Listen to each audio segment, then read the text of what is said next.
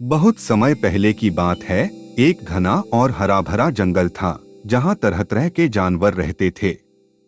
इस जंगल में हर जानवर का अपना घर और जीवन था, लेकिन एक बात थी जो सभी जानवरों को परेशान करती थी। जंगल में हमेशा डर का माहौल रहता था, क्योंकि यहाँ के सबसे शक्तिशाली जानवर शेर राजा थे। वह बहुत ही घमंडी और क्रूर थे। सभी जानवर उनसे डरते थे और उनका आदेश मानते थे। जंगल के एक कोने में एक बड़ा हाथी भी रहता था। उसका नाम गुड्डू था।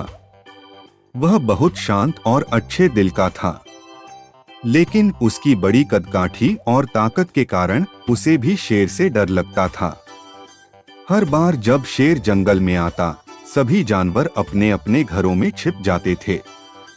लेकिन एक दिन ऐसा हुआ जो किसी ने सोचा भी नहीं था।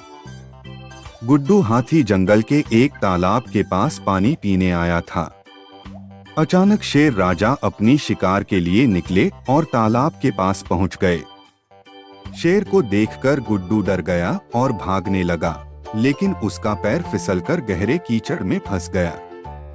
गुड्डू बहुत परेशान हुआ, क्योंकि वह अकेला था और उसकी मदद करने वाला कोई नहीं था।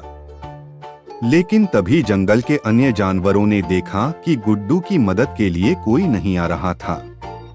उनमें से एक बंदर ने शेर से कहा, तुम्हारे डराने से यह हाथी तुम्हारा शिकार नहीं बनेगा। वह बहुत शांत है और उसे कोई नुकसान नहीं पहुंचाना चाहिए।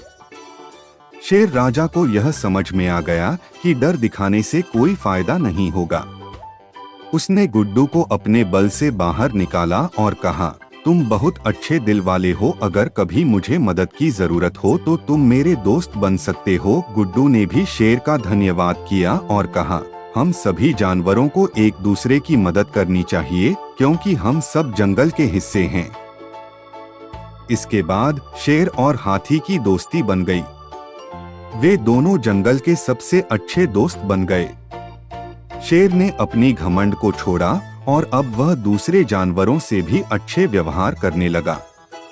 गुड्डू हाथी ने शेर से सीखा कि कभी भी किसी पर घमंड नहीं करना चाहिए और हर किसी की मदद करनी चाहिए। इस कहानी से हमें यह सीखने को मिलता है कि दोस्ती और मदद से ही हम बड़ी समस्याओं को हल कर सकते हैं।